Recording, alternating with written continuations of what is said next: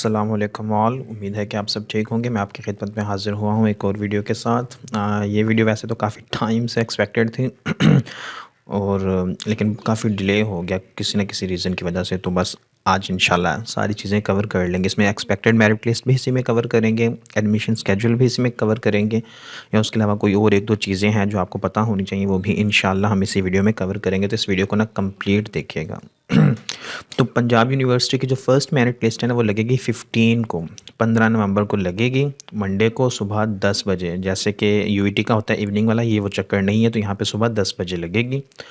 और जो first merit list लग जाएगी उसके बाद आपके पास ड्यूज़ और डॉक्यूमेंट सबमिट करवाने के लिए 19 तक का टाइम होगा, यानी कि मंडे को लगेगी और फ्राइडे तक का आपके पास टाइम होगा टिल बैंक टाइम, क्योंकि ड्यूज़ के लिए बैंक वाला काम आता है सीन। तो इसलिए बैंक टाइम तक ही आप अप्लाई कर सकेंगे, यानी बैंक टाइम अगर आजकल 4 बजे शाम 5 बजे बंद हो रहे हैं तो उस टाइम तक ही आप ड्यूज़ सबमिट करवा सकेंगे। तो ये चीज़ भी माइंड में रखनी है। फर्स्ट मेरिट लिस्ट में ना आपको ज़्यादा टाइम मिलेगा, यानी 5 दिन, बाकी सब में आई थिंक 3-4 दिन ही मिला करेंगे। जो सेकंड मेरिट लिस्ट है वो अनाउंस होगी 22 को, 22 नवंबर को, जब यूईटी की प्रॉपर क्लासेस स्टार्ट हो जाएंगी तब पीयू की सेकंड मेरिट लिस्ट लगेगी। और ये भी मंडे को ही है और 10 बजे सुबह ही लगेगी। और इसके लिए जो ड्यू सबमिट करवाने की डेट होगी ना वो 25 लास्ट होगी। उसके बाद थर्ड मेरिट लिस्ट जो है वो लगेगी 29 को, 29th of November, Monday 10 AM। और उसके लिए जो लास्ट डेट होगी डॉक्यूमेंट सबमिट करवाने की वो है 2 दिसंबर, यानी कि 2 दिसंबर तक का आपके पास टाइम होगा। आप थर्ड मेरिट लिस्ट में जिन बच्चों का नाम आ चुका है वो अपने डॉक्यूमेंट्स और ड्यूज़ सबमिट करवा दें बैंक टाइम तक। उसके बाद जो फोर्थ मेरिट लिस्ट है ना वो लगेगी आपके जी 6 को। यहाँ पे वो मंथ चेंज करना भूल गया मैं थोड़ा, तो 6 दिसंबर को लगेगी। फोर्थ मेरिट लिस्ट जो है ना वो 6 दिसंबर को लगेगी, 6 दिसंबर को लगेगी। और उसके लिए जो लास्ट डेट होगी डॉक्यूमेंट्स और ड्यूज़ सबमिट करवाने की वो 9 दिसंबर है। ये जब 9 दिसंबर वाला हो जाएगा तो इस तब यहाँ तक ना आपका जो ओपन मेरिट कह लें या रेगुलर प्रोग्राम कह लें या मॉर्निंग प्रोग्राम कह लें इनकी सबकी लिस्ट यहाँ पे फाइनल हो जाएंगी। तब तक जितने भी आने होंगे बच्चे इन लिस्ट में आ चुके होंगे। इसके बाद जो साथ साथ ना आपकी साइड बाय साइड चलेगी एसएस यानी सेल्फ सपोर्टिंग प्रोग्राम या रेप्लिका मोर इवनिंग प्रोग्राम्स जो हैं उसमें। तो उसमें जो फर्स्ट मेरिट लिस्ट लगेगी 29 को लगेगी, 29 नवंबर को लगेगी पहली मेरिट लिस्ट जिन्होंने इवनिंग में अप्लाई किया हुआ है। और उसके लिए जो लास्ट डेट होगी 3 होगी, यानी 3 दिसंबर होगी लास्ट डेट जिनका फर्स्ट मेरिट लिस्ट में नाम आ जाएगा सेल्फ सपोर्टिंग या रेप्लिका के केस में। और सेकंड मेरिट लिस्ट लगेगी एसएस की 06-12 को, यानी कि 6 दिसंबर को लगेगी, मंडे 10 AM पे ही। और उसके लिए जो लास्ट डेट होगी डॉक्यूमेंट्स और ड्यू सबमिट करवाने की वो होगी 9 दिसंबर, यानी 4 दिन का ही टाइम आ रहा है, 3-4 दिन ही मिलते जाएंगे आगे आपको। Announcement of third merit list SS replica 13-12, यानी कि 13 दिसंबर को लगेगी। और उसके लिए ड्यू सबमिट करवाने की लास्ट डेट है 16। वैसे तो 16 को पिछले कुछ सालों से छुट्टी हो रही थी, आई डोंट नो शायद इस साल नहीं है तो उन्होंने ये दी हुई है। अगर हुई तो मे भी वो एक दिन आपको एक्सटेंडेड दे दें, लेकिन आप लोग पहले ही ना अपने डॉक्यूमेंट्स और ड्यूज़ वाला काम टाइम टू टाइम ही निकाल लें ताकि बाद में कोई इशू बने ही ना। Announcement of fourth merit list या एसएस रेप्लिका में 20 को लगेगी, ये भी यहाँ पे मंथ चेंज करना भूल गया, 20 दिसंबर को लगेगी, ये नवंबर नहीं 20 दिसंबर को लगेगी। और जो उसके लिए लास्ट डेट होगी डॉक्यूमेंट्स और ड्यू सबमिट करवाने की वो होगी 23 दिसंबर, यानी 23 दिसंबर तक आप डॉक्यूमेंट्स जमा करवा सकेंगे। जो उसके बाद आपकी रेगुलर क्लासेस हैं ना वो तो साथ ही शुरू हो जाएंगी 13 से, यानी 13 दिसंबर से शुरू हो जाएंगी। और जो एसएस रेप्लिका के केस में होंगी क्लासेस वो 27 से शुरू हो जाएंगी प्रॉपरली, यानी 27 दिसंबर से रेगुलर के अलावा जो हैं एसएस कैटेगरी वाले होंगे, यानी सेल्फ सपोर्टिंग प्रोग्राम के तहत या इवनिंग हम कोई दूसरी ऐसी कैटेगरी वाले होंगे उनकी क्लासेस स्टार्ट होंगी 27 से। ये जो 13 से स्टार्ट होंगी ये हैं ओपन मेरिट वालों के लिए या फिर रेगुलर प्रोग्राम या मॉर्निंग प्रोग्राम वाले बच्चों के लिए। ठीक है। अच्छा, एक और चीज़ मैं बता दूं, मेरिट लिस्ट में जो लास्ट ईयर इशू आया था पीयू में, बाज़ दफ़ा होता है कि आपका एग्रीगेट बन रहा होता है और आपका नाम लिस्ट में ना इंक्लूड नहीं हुआ होता। अगर किसी का ऐसा केस होता है आपने अप्लाई भी किया है, आपका एग्रीगेट भी बन रहा है, उसके बावजूद अब आपका लिस्ट में नाम नहीं इंक्लूड हुआ किसी वजह से, तो आपने फ़ौरन डिपार्टमेंट चले जाना है।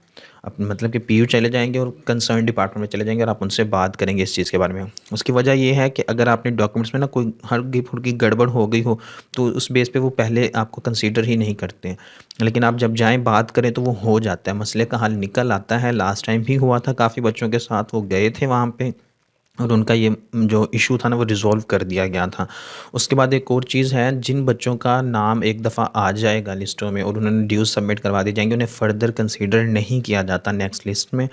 और उसके अलावा जिस डिपार्टमेंट की सीट्स पूरी हो जाएँगी ना जैसे ही, उसकी फ़र्दर मेरिट लिस्ट लगेगी ही नहीं। यानी कि अगर पहली ही लिस्ट में कोई डिपार्टमेंट 50 उसकी 50 सीट्स हैं और 50 की 50 ऑक्यूपाई हो जाती हैं, तो उसकी फ़र्दर मेरिट लिस्ट नहीं लगेगी। तो यहाँ पे ऐसा केस है कि आपको फ़र्दर वेट करना ही नहीं पड़ेगा। यानी कि जैसे यूईटी में है कि कोई छोड़ेगा, कोई ऊपर-नीचे होगा, तो ऐसा केस यहाँ पे आपको पीयू में नहीं मिलेगा। वो उसकी मेरिट लिस्ट क्लोज़ हो जाएगी, जहाँ पे पूरी की पूरी सीट्स ऑक्यूपाई हो जाएँगी। जैसे अब इस दफ़ा एक्सपेक्टेड होगा, आई एम नॉट 100% श्योर कि पीयूसीआईटी में सीएस, आईटी या सॉफ्टवेयर इंजीनियरिंग है, मुझे लग रहा है कि वो पहली या दूसरी मेरिट लिस्ट में ही क्लोज़ हो जाएँगी सीट्स। क्योंकि आप लोगों ने पूछा था सीट्स के बारे में, मैं वो भी बता दूँ। सीट्स में कोई इंक्रीज़ नहीं आया, जो थी वही हैं, 48, 48, 48 ईच है और डाटा साइंस के केस में 50 हैं और डाटा केस में सेल्फ सपोर्टिंग प्रोग्राम भी उन्होंने इस दफ़ा इंक्लूड किया हुआ है। तो बाकी सीटों में कोई इजाफ़ा नहीं उन्होंने किया हुआ, जो मैंने उनकी वेबसाइट से देखा है। लेट करते हैं या वहाँ पे उन्होंने अपडेट नहीं किया या बाद में कुछ होता है, तो उसके बारे में मुझे कन्फर्म नहीं है। मैंने उनकी वेबसाइट से चेक किया, सीटें 48 ईच ही हैं। अच्छा जी, अब आ जाते हैं प्रीवियस ईयर के एग्रीगेट पे, जो फैकल्टी ऑफ इंजीनियरिंग का था। ये है वो मेरिट जो पिछले साल इंजीनियरिंग फील्ड्स का रहा है, ठीक है। अब ये आगे साथ आ जाता है एक्सपेक्टेड मेरिट, जो मैंने बनाया है अपनी तरफ से एफएससी और सिर्फ डिप्लोमा के लिए। डिप्लोमा का वैसे तो प्रिडिक्ट करना ना टोटली अनप्रिडिक्टेबल होता है, मतलब प्रिडिक्ट कर ही नहीं सकते, लेकिन फिर भी मैंने ना एक अटैम्प्ट की हुई है। मतलब कि मैं सिर्फ ये बता रहा हूँ कि जिनके इसमें है ना, इस रेंज में या इससे ऊपर है, वो तो उम्मीद कंफर्म रखे। बाकी जो हैं वो अभी से ही देख लें कि अगर कहीं और जाने वाला है चक्कर। मैं ये नहीं कह रहा कि लाजमी है ऐसे ही हो, ऊपर नीचे डेफिनेटली हो सकता है कि ये जितनी भी मैंने फील्ड्स का यहाँ पे बनाया है, इस सब में कोई एक भी लाई ना करें, क्योंकि अनएक्सपेक्टेड थिंग्स होने के बहुत ज़्यादा चांसेस हैं इस दफ़ा। जैसे कि एफएससी के मार्क्स वाला मसला भी आया हुआ था। अब मैं बताता हूँ, केमिकल का इस दफ़ा मेरिट काफ़ी हाई रहा है, ठीक है। तो उसकी वजह से हो सकता है कि शायद पीयू का भी हाई रहे, यानी कि जिन्हें केमिकल यहाँ पे नहीं मिली, मे बी वो केमिकल वहाँ पे जाना चाहें। लेकिन स्टिल मैंने जो एक्सपेक्टेड मेरिट है ना, वो अपनी तरफ से लो ही रखा है। मैंने 19 और 20 दोनों की लिस्ट का कंपैरिजन करके थोड़ा बनाया है ये। और मैंने लो इसलिए रखा है कि इससे ऊपर वाले जो है ना, वो एटलीस्ट उम्मीद ज़रूर रखें। बाकी होता है या नहीं होता वो बाद का मसला है। उम्मीद के लिए मैंने सिर्फ ये किया हुआ है कि उम्मीद रखें इस रेंज वाले जो हैं। तो केमिकल इंजीनियरिंग का उम्मीद रखें, 71 से 73% वाले हैं। वैसे मुझे लग रहा है कि होगा हाई ही, लेकिन एटलीस्ट उम्मीद रखें ये वाले भी। Chemical engineering with specialisation in petroleum and gas engineering 70 से 72 तक एक्सपेक्टेड है। मेटलर्जिकल एंड मटेरियल इंजीनियरिंग वाले जो हैं 63 से 66% तक एक्सपेक्टेड है। ये मैं फिर से बता दूं, मैंने काफ़ी लो रखे हुए हैं। आप लोगों को पता है एफएससी के मार्क्स का, उसकी वजह से मेरिट बढ़ने के चांसेस ज़रूर हैं, लेकिन स्टिल मैंने लो इसीलिए कंसीडर किए हुए हैं कि उम्मीद रहे, जो लोअर एग्रीगेट वाले हैं उनके लिए भी उम्मीद ज़रूर रहे। और जो इंडस्ट्रियल में इंजीनियरिंग और मैनेजमेंट का है 63 से 65, इलेक्ट्रिकल इंजीनियरिंग 64 से 66। डिप्लोमा के केस में केमिकल के लिए जिनका 65% तक एटलीस्ट एग्रीगेट है, वैसे तो ऊपर ही होगा लेकिन एटलीस्ट है, वो उम्मीद ज़रूर रखें। इनकी सीटें भी वैसे बहुत कम होती हैं, यहाँ पे एक या आई थिंक या दो होंगी मैक्सिमम। और पेट्रोलियम गैस के केस में 64% वाले उम्मीद रखें, मेटलर्जिकल के केस में 62% वाले और इलेक्ट्रिकल के केस में 67% हो, क्योंकि इलेक्ट्रिकल में मुझे लग रहा है कि overall may be open merit से भी ऊपर ही हो। और एनवायरमेंटल इंजीनियरिंग के बारे में मैंने ना काफ़ी जगह पे देखा है, इसके कोई ना सर्टेन नहीं मिल रहा। मतलब कि एग्रीगेट लास्ट टाइम जो उन्होंने शो करवाया हुआ है ना प्रीवियस ईयर का एफएससी बेसिस पे, वो है 47%, लेकिन वो कैलकुलेट किया हुआ है उन्होंने डिपार्टमेंटल या पीयू के क्राइटेरिया पे। पीयू के क्राइटेरिया पे देखें तो वो बहुत बहुत बहुत लो है। मे बी वो डिपार्टमेंट का कोई अपना टेस्ट या उन्होंने कोई इंटरव्यू या किसी और बेस पे किया हो, या कुछ भी हो सकता है। तो इसलिए मैंने उसका कोई प्रिडिक्शन में बताया ही नहीं है। लेकिन अगर वैसे मैं कहूँ, अगर जो आया हुआ है 47, तो उस हिसाब से मैं कहूँ तो उम्मीद रखें कि 50 से 55 के दरमियान। अगर ओवरऑल तौर पे बात करें तो 60 से 65 के दरमियान एटलीस्ट उम्मीद रखें जिन्होंने अप्लाई किया हुआ है इस फील्ड में। अब बात कर लेते हैं PUCIT के। इसका तो वैसे खैर प्रिडिक्शन बनती भी नहीं है, लेकिन स्टिल मैं एक एस्टिमेट बता रहा हूँ कि जिनका ये एग्रीगेट है ना, एटलीस्ट वो उम्मीद ज़रूर रखें। आता है नहीं आता वो बाद का मसला है, उम्मीद एटलीस्ट रखें।